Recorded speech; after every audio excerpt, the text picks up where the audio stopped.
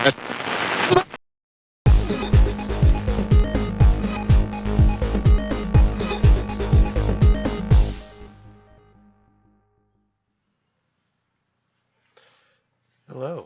my name is Michael Golden, and welcome to Mayor's Ham Shack. My call sign is KM8YOR, and I am a general amateur radio operator.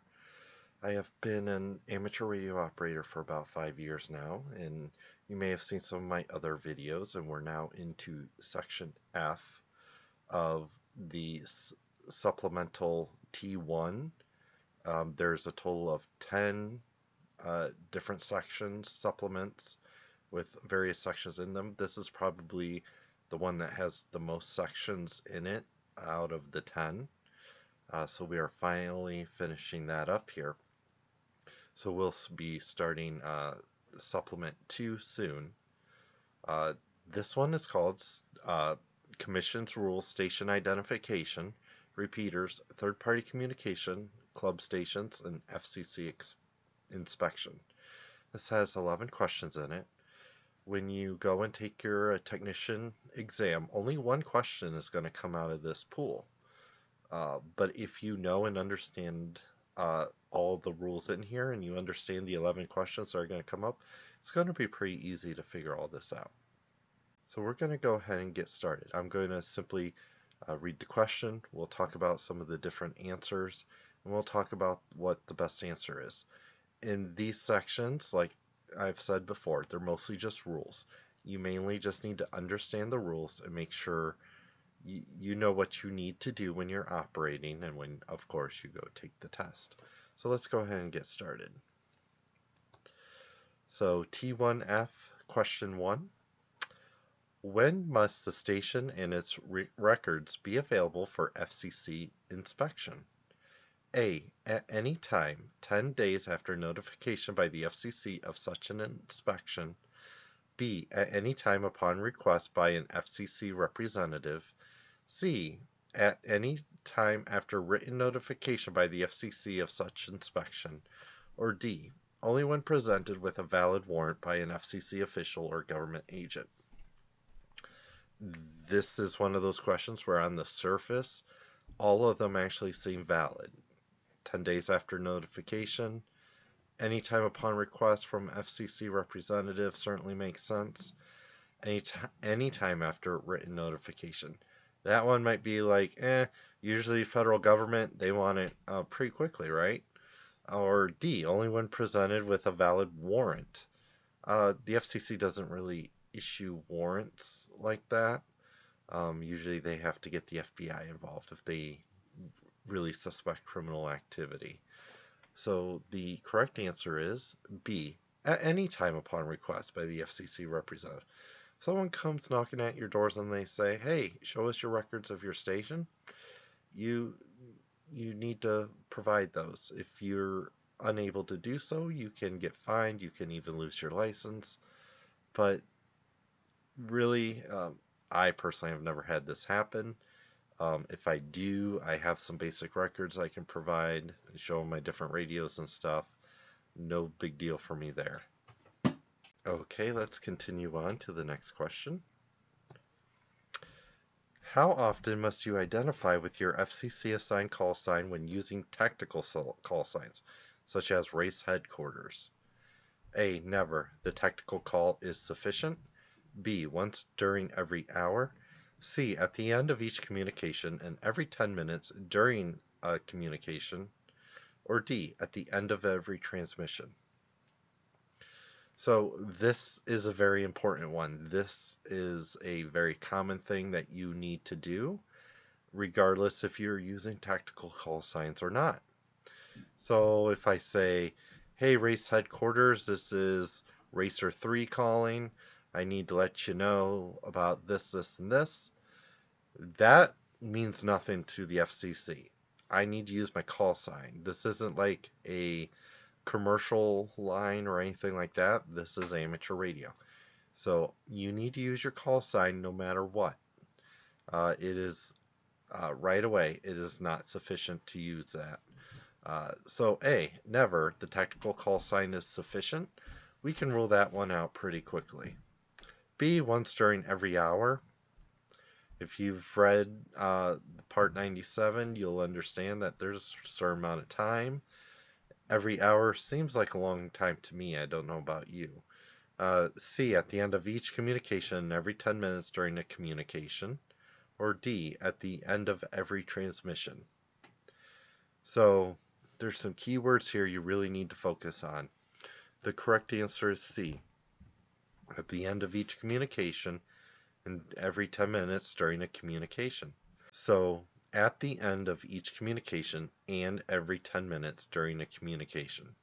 So when you do any QSO with anybody, any contact, you need to start, hey, this is KM8YOR, and then you talk to person, 10 minutes goes by, this is KM8YOR. You can just say your call sign or whatever, and you continue talking, and let's say after 5 minutes you say, hey, I gotta go. I'll talk to you later. This is KM8YOR 73s. And then I can close my communication there because I'm literally saying I am ending communication, giving out my call sign.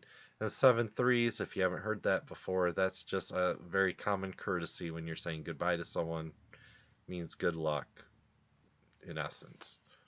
So C, at the end of each communication and every 10 minutes during a communication. That 10 minutes is key, and the end of the communications is key. 3. When are you required to transmit your assigned call sign? At the beginning of each contact and every 10 minutes thereafter? B, at least once during each transmission? C, at least every 15 minutes during and at the end of a communication? D, at least every 10 minutes during and at the end of a communication. So we have A here, that's at the beginning. We have B, at least once during transmission. We already kind of talked about that. We know that one's not right. C, at least every 15 minutes during and at the end of a communication. Or D, at least every 10 minutes and during and at the end of the communication.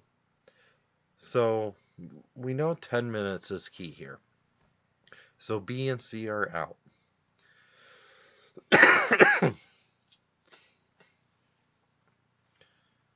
So we know from the previous question that it needs to be 10 minutes.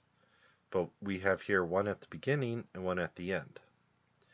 The most important thing the FCC wants to make clear to you is that when you sign off is the most important time to give your call sign, every 10 minutes after that.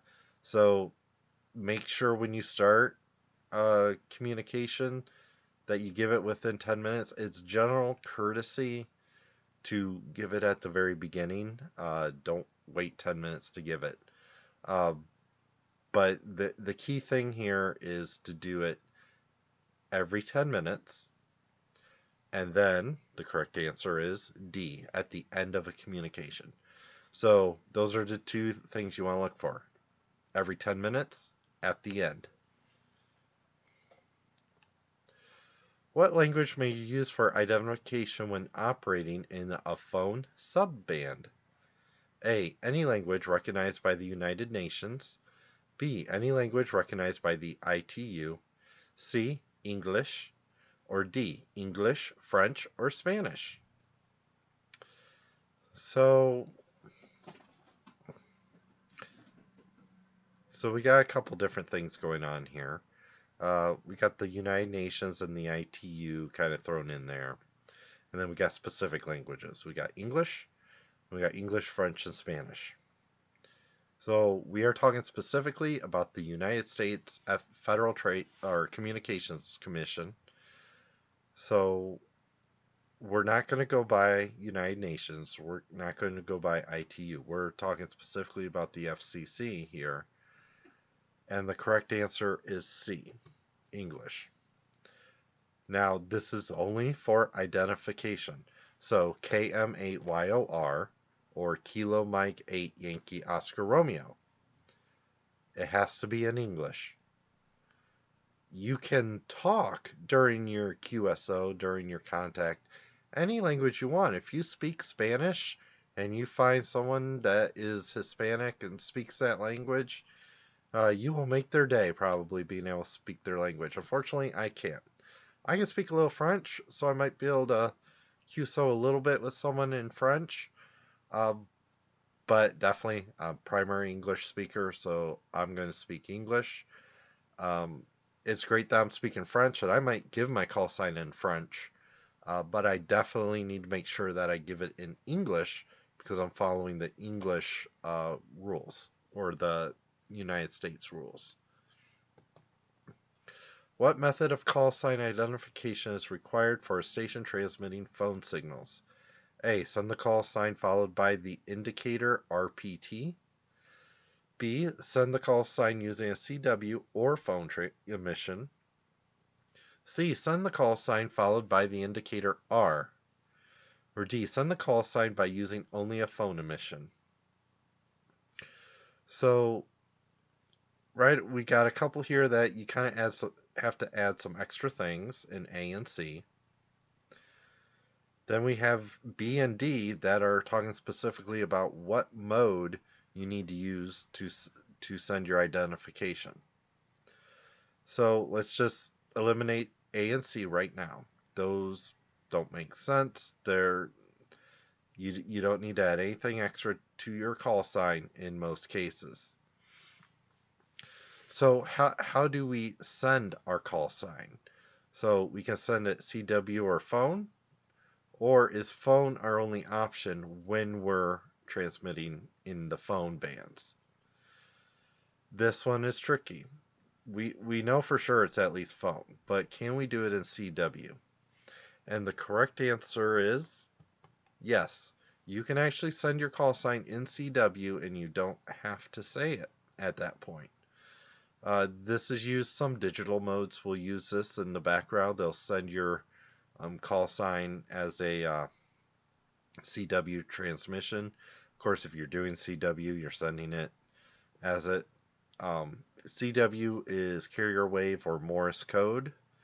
Carrier wave is the actual method.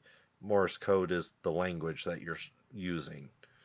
So you can send the little dit-das while you're doing phone emission if you really want to, so you don't have to say your call sign. That is considered acceptable by the FCC. And of course, if you're on the phone band, you can do it in the phone as well. Which of the following self-assigned indicators are acceptable when using a phone transmission? A. KL7CC stroke W3. B. KL7CC slant W3. C. KL7CC slash W3. D. All these choices are correct. So let's talk about this one for a second. The stroke, the slant, the slash. So think if you're typing on a keyboard and you're typing out your call sign. So like mine would be KM8YOR. And then if I needed to give out some additional info about my call sign, I could put a /. So if you look at your keyboard, it's the one that would be the question mark and the slash next to the shift key. That's the slash you would use in terms of keyboard use if you were typing it out. When would you use this? Well, there's a couple different reasons. So my call sign is KM8YOR. But let's say I went over to California. The 8 in my call sign represents the region I'm in. California's region is 0. So if I want to specify that, no, I'm not actually in my typical region. I'm actually in the western area, pretty much the west coast is region 0. I would say this is KM8YOR/0 or slant 0 or stroke 0. Doesn't matter how I say it. I could also, let's say, if I went tonight, took my extra past it. I already have a general, now I have my extra. If I can go right away into the extra bands, all I have to do is say this is KM8YOR/AE until it shows up in the FCC database as me having my extra license. So I already kind of gave away the answer. The correct answer is all of these choices are correct. FCC does not care if you say stroke, slant, or slash, as long as you say it when you need to. Which of the following restrictions apply when a non-licensed person is allowed to speak to a foreign station using a station under the control of a licensed amateur operator? A. The person must be a U.S. citizen. B. The foreign station must be in a country with which the U.S. has a third-party agreement. C. The license control operator must do the station identification. Or D. All of these choices are correct. So this question can be a bit of a fooler. A. The person must be a U.S. citizen. Well, is that true for the person that doesn't have the license? B. The foreign station must be in a country with which the U.S. has a third-party agreement. Now, the different countries have all these individual agreements.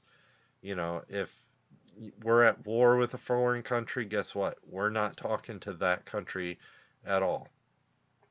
So, like, we weren't really doing anything when we were at war with Afghanistan or Iraq. You know, it's not great idea right now to talk to Russia at the moment. Although we are in October and I have seen some people still do that. I don't think it's an official block anymore, but that's kind of up to you on what you want to do at the moment. You know, some of the other things going on in the world right now, you want to be careful. Those third-party agreements may be revoked, or not everybody has them. So that is very important right there. See, the license control operator must do the station identification. Well, that sounds legit. But let's go back to the A. The person must be a U.S. citizen. And the fact of the matter is on that one that one's not true. So if A is eliminated, we have B and C that sound kind of legit. B, you know, have a third party agreement. We know those exist. If we've read through Part 97, it talks about those. C, the license control operator must do the station identification. That sounds like something that's legit. The correct answer here is actually B. The foreign station must be in a country with which the U.S. has a third-party agreement. Key thing here is, you know, if you have someone, you know, let's say they're Hispanic, they're not a U.S. citizen. They're here. They want to talk to the family. They don't have a United States call sign, but their family has, let's say, a Mexico call sign. Or if they're from Spain, they have a Spanish call sign, and they can't really get a cell phone or call out on a cell phone to them. So they might want to use amateur radio, so they might ask for your help. And that is completely okay. We do have third-party agreements with Mexico and Spain. See no problems there at all. So they're not a U.S. citizen. And the other one, the license control operator must do the station identification. They do not. You can actually, as long as you're at the station, you have full control of the station. The person talking can be the one that gives it out, as long as they, you know, do it in English, like we talked about in the previous questions. They can do it yourself. You just can't walk away from the station. What is the definition of third-party communications? A. A message from a control operator to another amateur station control operator on behalf of another person. B. Amateur radio communications where three stations are in communications with one another. C. Operation when the transmitting equipment is licensed to a person other than the control operator. D. Temporary authorization for an unlicensed person to transmit on the amateur bands for technical experiments. So let's eliminate a couple of these here. if we can, a message from a control operator to another amateur station control operator on behalf of another person. Does that sound like third-party communications? Yes. If we're taking the literal definition of third party, think English when we talk about, um, you know, if it's me and her and she gives me something, I go take it someone up. Uh, there's a third party involved. I'm kind of the middleman. She's the first party. Uh, I'm just doing this to help them. B. Amateur radio communications where three stations are in communications with one another. So this would be um, not, this is trying to say it's not two-way communication. This is three-way communication. Um, but reality, it's always two per two two-way communication. It's just one's coming in and one's going out. It's just two people happen to be hearing it at the same time. C. Operation when the transmitting equipment is licensed to a person other than the control operator. We've talked about this one in previous questions. We do not have licensed equipment per se. The FCC licensed the equipment like the manufacturer, but I don't have to go out and get a license for my equipment. Only I have to be licensed. My equipment doesn't need to have a special license as an amateur radio operator. So it's definitely not C. D. Temporary authorization for an unlicensed person to transmit on the amateur bands for technical experiments. Key thing here, there isn't temporary authorizations. You either have an amateur radio license or you don't. So we've eliminated C and D. And I'm pretty sure we've eliminated B. So the correct answer is A. A message from control operator to another amateur station control operator on behalf of another person. So this could be if you want to check into a net. I would say like the hurricane net is a perfect example, but you can't hear it. Let's say you're in California and you can't hear it and the net's mostly over in Florida and you need to relay something to them, but you can't get a hold of them. You can send a message. You can have an in-between person. So net is actively going live. You're talking to a person, say, in Texas, and then that person in Texas directly relays that message to the person in the hurricane net near Florida, and you can communicate back and forth that way. So it's really just kind of, you talk to the person in Texas, Texas talks to Florida, Florida talks to Texas, and Texas talks to you. So you can definitely do that. Another form of a message on behalf of another person is we have the amateur radio traffic and messaging nets. You can send a formal message to pretty much anybody in the world. The key here is to have a destination. If you have a call sign, that's best. If you have a phone number, that can be helpful. I've sent a couple messages. It could be really interesting and really fun. I do get on traffic nets on occasion, and I definitely have friends who are on them on a regular basis. So if you want to try it sometime, send me a message. I'll be glad to respond to you. If you do not know how to send a message, maybe I'll do a little video on that sometime. But generally, if you know a bunch of ham radio people, you probably know someone who knows how to send a message. So feel free, get on that, give it a try. I have sent messages to a couple other YouTubers, just mainly just to try it. Like I didn't care if I got a response or anything like that. If I did, great. If I didn't, no big deal. Or maybe they read it on their YouTube video rather than sending me a reply. I've had that happen. So it's just kind of something fun and a way to get feedback, and to test it out. Because the thing about it, you may seem like, oh, this is more for emergency use. I don't want to interfere or waste people's time or anything like that. As long as there's no active disasters, that's the time to practice. Now, if there's a hurricane or a major earthquake just occurred or something like that, don't get involved. If you know there's wildfires over in California and things are going crazy there, um, don't don't send them a message. Maybe send another message somewhere else. So you can do this. You can just send um, informal messages with the formal format to practice that. And there's even been times like it's encouraged during a field day. You can actually get extra points for sending and receiving messages that way. What type of amateur station simultaneously retransmits the signal of another amateur station on a different channel or channels? A beacon station, B, earth station, C, repeater station, or D, message forwarding station. So let's look at the key words in the question, okay?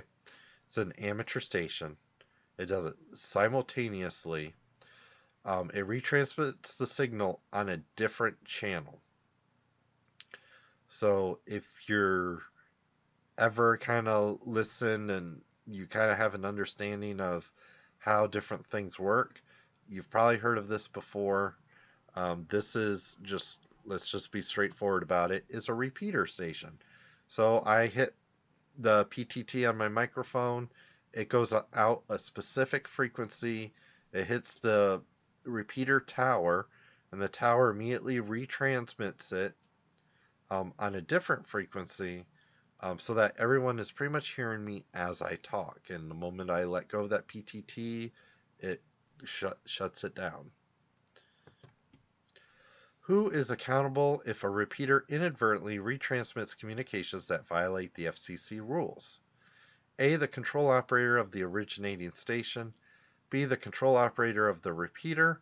C, the owner of the repeater. D, both the originating station and the repeater owner. Okay.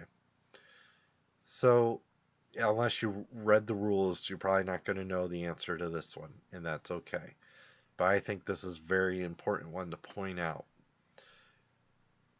FCC wants to make it clear with this particular question that under no uncertain terms can you pass the blame to somebody else. So if you are using a repeater and you are doing bad things, it is not the repeater's fault. It is your fault, the control operator of the originating station. So no matter what I do, I'm responsible for me, even if I'm using someone else's equipment. Last question. Which of the following is a requirement for the issuance of a club station license grant? A. The trustee must have an amateur extra class operator license grant. B. The club must have at least 4 members. C. The club must be registered with the American Radio Relay League. D. All of these choices are correct. Okay. So right away, you could go this and say, well, all those sound legit, so all these choices are correct. But let's talk about the most obvious one here, and that's the letter C. The club must be registered with the American Radio Relay League. Club call signs have nothing to do with any other organization but the FCC themselves. So this is wrong. Now, if you are registered with the American Radio Relay League, or your club is, that is a great thing. Good for them. But it is not required to be a club. So we can eliminate C. So let's talk about the other two. The trustee must have an amateur extra class operator license grant.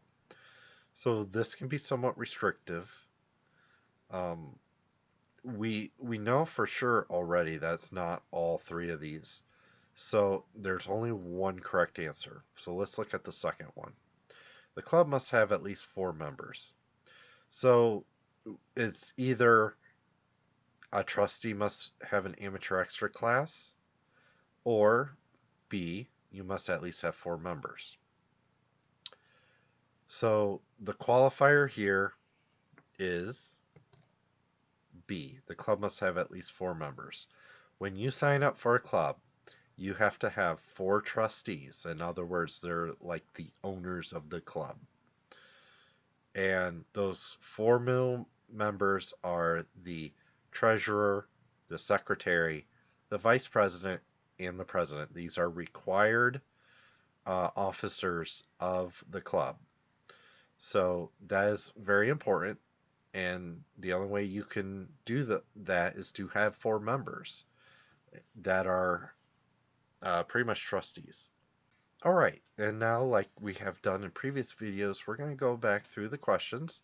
I'm just going to read them, give you a few seconds to think about it, and then provide you the answer.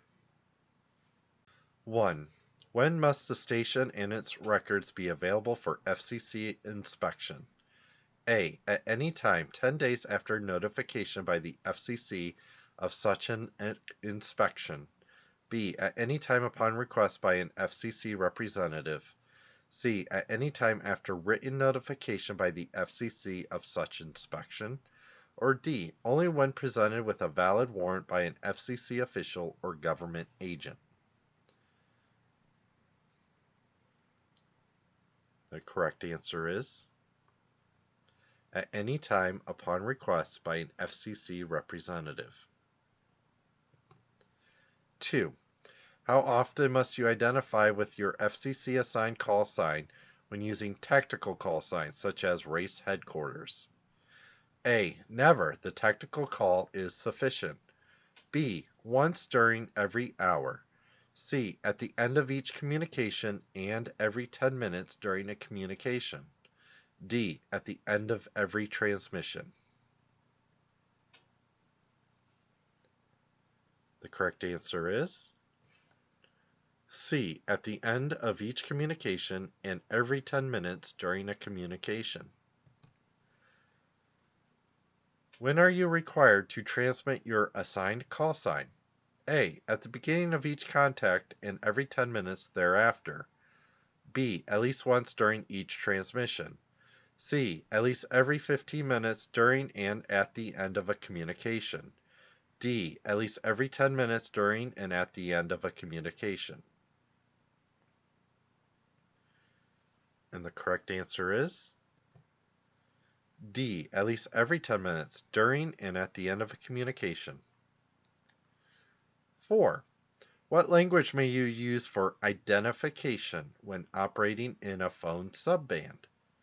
A. Any language recognized by the United Nations. B. Any language recognized by the ITU. C. English. Or D. English, French, or Spanish. And the correct answer is C. English. Number 5. What method of call sign identification is required for a station transmitting phone signals? A. Send the call sign followed by the indicator, RPT. B. Send the call sign using a CW or phone emission. C. Send the call sign followed by the indicator, R. Or D. Send the call sign using only a phone emission. And the correct answer here is B. Send the call sign using a CW or phone emission. 6. Which of the following self-assigned indicators are acceptable when using a phone transmission? A. KL7CC/W3. B. KL7CC/W3. C. KL7CC/W3. Or D. All of these choices are correct.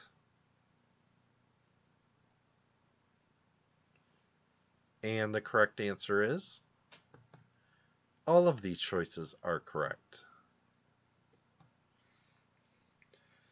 7. Which of the following restrictions apply when a non-licensed person is allowed to speak to a foreign station using a station under the control of a licensed amateur operator? A. The person must be a U.S. citizen. B. The foreign station must be in a country with which the U.S. has a third-party agreement. C. The licensed control operator must do the station identification. Or D, all of these choices are correct? And the correct answer is B, the foreign station must be in a country with which the U.S. has a third-party agreement. Number 8. What is the definition of third-party communications? A message from a control operator to another amateur station control operator on behalf of another person. B, amateur radio communications where 3 stations are in communications with one another.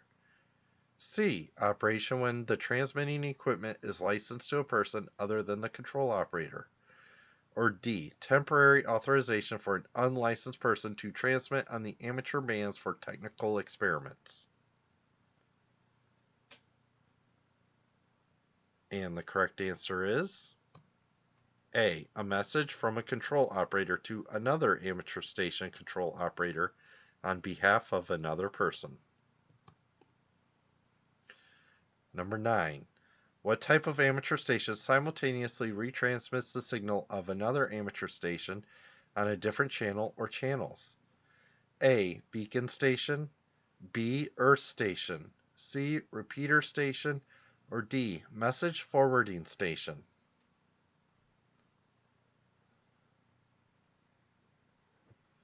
And the correct answer is C, repeater station.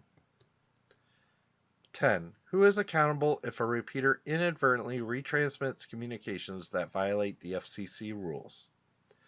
A, the control operator of the originating station. B, the control operator of the repeater.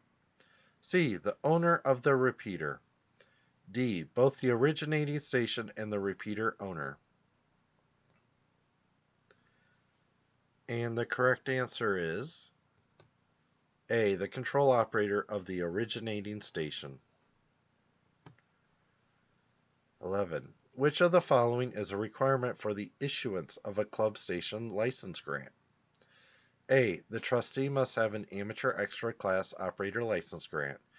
B, the club must have at least 4 members. C, the club must be registered with the American Radio Relay League. Or D, all of these choices are correct. And the correct answer is B, the club must have at least 4 members. That is all the questions. That is finally completing the supplement of T1.